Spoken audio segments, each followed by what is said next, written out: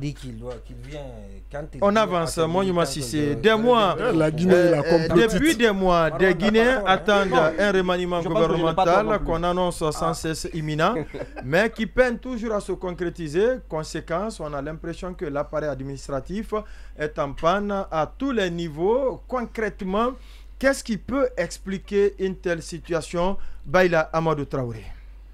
Oui, bon, vous savez, c'est ce qui peut expliquer. Thibou Camara m'a inspiré parce que je vais reprendre le terme qu'il a l'ancien ministre qu'il a utilisé. Est-ce que le colonel Mamadi Doumbouya n'est pas victime lui aussi de la décidophobie, ce qu'il a appelé cette incapacité finalement à décider, à agir, à trancher entre les faucons entre ceux qui sont et les colombes, entre les progressistes aussi, entre ceux qui veulent progresser et les conservateurs. Donc c'est toujours un défi permanent.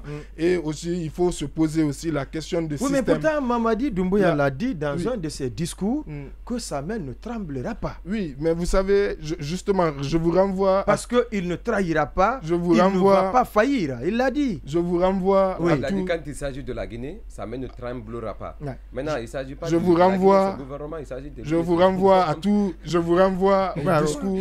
C'est ce qu'il a dit. Je vous renvoie au discours de tous ceux qui l'ont précédé, de A à Z, sans exception.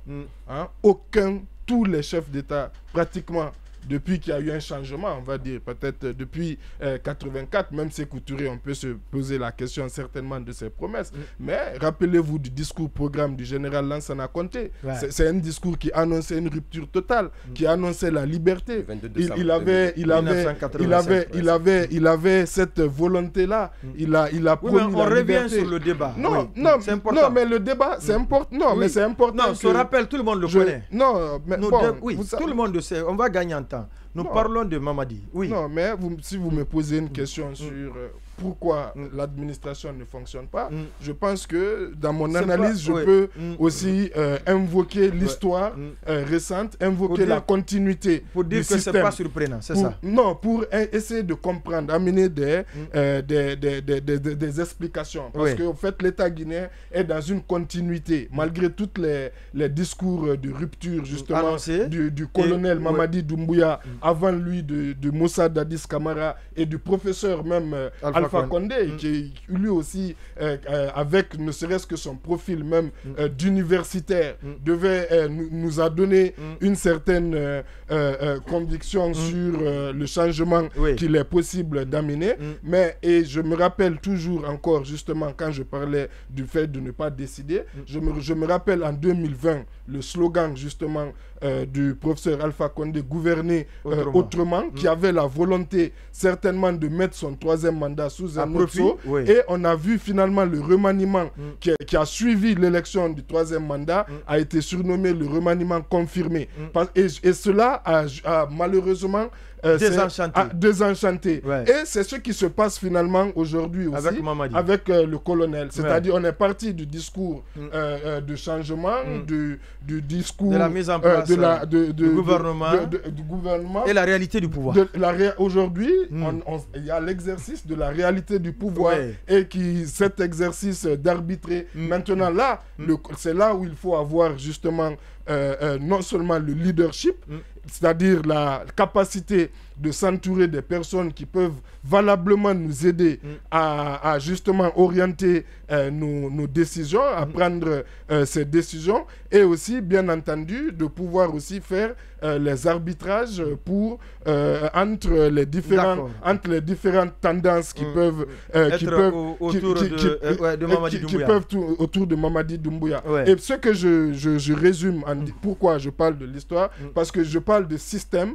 Malheureusement, quand vous regardez de près, de la première République, système, il y a les habitudes. De la première République, souvent les habitudes ont la peau dure. De la première République à maintenant, il n'y a jamais eu de rupture systémique en Guinée. C'est toujours les frustrés d'un système, d'une partie du système, qui ont réjailli, ensuite, qui ont rebondi et qui ont vu que casser ce système, peut-être c'est se casser eux-mêmes et casser la plupart des gens avec qui ils dirigent. Donc il y a eu cette perpétuation de ce système justement des indépendances à nos jours malheureusement. Et moi personnellement, en plus, je ne vois pas de perspective de rupture de ce système, parce que je ne vois pas d'incarnation justement réelle d'une rupture de ce système aujourd'hui quand je vois le monde politico-socio-politique en Guinée. Oui, Habib Marouane. Oui. Selon vous, qu'est-ce qui explique cette stagnation? Pourtant, on a vu une dame qui avait embarqué du bois dans son pick-up. Oui. Dans son pick-up, tout de suite, le décret est sorti pour le limoger. Le cas Yayaso, le président a été prompt et quasiment, c'était la peur dans le ventre au niveau de tous les administrateurs. Mais depuis le départ de l'ancien Premier ministre, on a l'impression qu'on a recomposé le landerneau gouvernemental. Des ministres forment des clans pour se protéger. On nous parle de la création de plusieurs camps.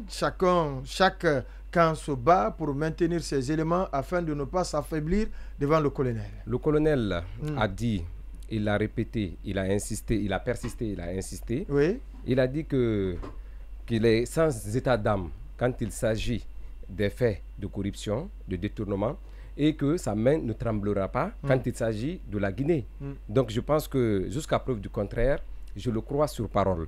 Est-ce qu'aujourd'hui, le colonel qui vit la réalité du pouvoir, parce que depuis plus de 2 ans, il est dans l'exercice de la fonction, est-ce qu'il n'est pas coupé aujourd'hui? Coupé de qui? De la réalité, de cette réalité dont vous décrivez. De toute façon, allez-y. Oui, je pense que c'est un jugement de loin qu'on a. Oui. Mais est-ce que lui, il juge de la même façon que nous? Est-ce qu'il a la même perception du fonctionnement de son État? Jusqu'à preuve du contraire, il est satisfait du fonctionnement actuel, de la prestation de son gouvernement. Si même s'il relève parfois des incohérences. Oui, parce que ça, on le ressort dans le compte rendu du Conseil des ministres parfois. Oui, je le dis. Donc, jusqu'à preuve du contraire, le colonel est satisfait de son équipe, de son gouvernement et de ses ministres. Jusqu'à preuve du contraire. Mais ce qu'il faut éviter, c'est que le colonel devient de plus en plus un homme d'État. Un homme d'État, certainement sans état d'âme, c'est une réalité, mais qui n'accélère plus, qui ne suit plus ou qui n'accepte plus de subir ce qu'on appelle la dictature de l'opinion. Vous l'avez rappelé, il y a des gens qui ont été sacrifiés juste par la raison de la clameur publique. C'est le cas du docteur Sandy de l'hôpital sino-guinéen, c'est le cas du docteur Sakoba, c'est le cas de Yayaso, c'est le cas de l'ancien directeur général de la PCG, Dr Konaté. La liste, elle est longue. Donc, il y a eu beaucoup de familles ont été, il y a eu beaucoup de gens qui ont été jetés en pâture, humiliés. Mais aujourd'hui, s'il prend le temps pour corriger, pour ne pas faire du tort ou du mal aux gens, je pense qu'on doit le féliciter et l'encourager. Le plus important pour moi, et dans le fonctionnement de l'État, c'est pas à moi de juger aujourd'hui la performance des ministres. C'est au colonel lui-même de le faire. C'est lui qui a le décret. C'est lui qui sait qui fait mieux ou qui ne fait pas bien son travail. Il y a eu des rapports qui lui ont été adressés depuis toujours. Vous savez, dans un pays comme le nôtre, où les attentes sont nombreuses, où les défis sont nombreux à relever, tout ce qu'on fait, on trouve toujours que rien n'a été fait. Donc, où tout est priorité, quel que soit l'effort qu'on va déployer, on verra toujours le verre à moitié vide. Donc, c'est une évidence qu'on ne presse pas le chef de l'État. Certainement, on sait qu'il ne reste que 12 mois pour la fin de la transition. Espérons-le qu'aujourd'hui, ce n'est pas les gens-là qu'on juge, c'est le départ du CNRD avec l'organisation des élections qui nous intéresse. Je vais vous dire quelque chose. Aujourd'hui, on se bat tous pour qu'il y ait un changement de gouvernement. Mais je vous assure, aujourd'hui, les conséquences peuvent être lourdes. On ne se bat pas. Non, parce que le pays traverse un moment critique. La vie est chère. On a vu des ministres ont montré... Il y a de la stagnation, c'est de cela qu'il s'agit. Des ministres ont montré leurs limites. Ça, ce n'est plus à prouver. Ce que je veux dire, si on demande à remplacer ces ministres pour s'installer, ça va prendre combien de temps? On reprendra encore la machine. Ça va être quelque chose. Donc je pense que c'est un mal qu'on doit accepter. Prions Dieu que ce mal-là, qu'on puisse, pour ne pas qu'on l'agrandisse ou que ça ne puisse pénaliser, que cela ne pénalise le retour à l'ordre constitutionnel. Si le colonel c'est que cette équipe peut conduire la Guinée à des élections libres, inclusives et transparentes. Ce n'est pas notre problème. Le plus important, quand même, on ne s'attend. Moi, personnellement, je n'attends rien de ce gouvernement. Je n'attends absolument rien. La seule chose que je plaide, c'est l'organisation d'élections libres et transparentes pour que tout le monde puisse participer.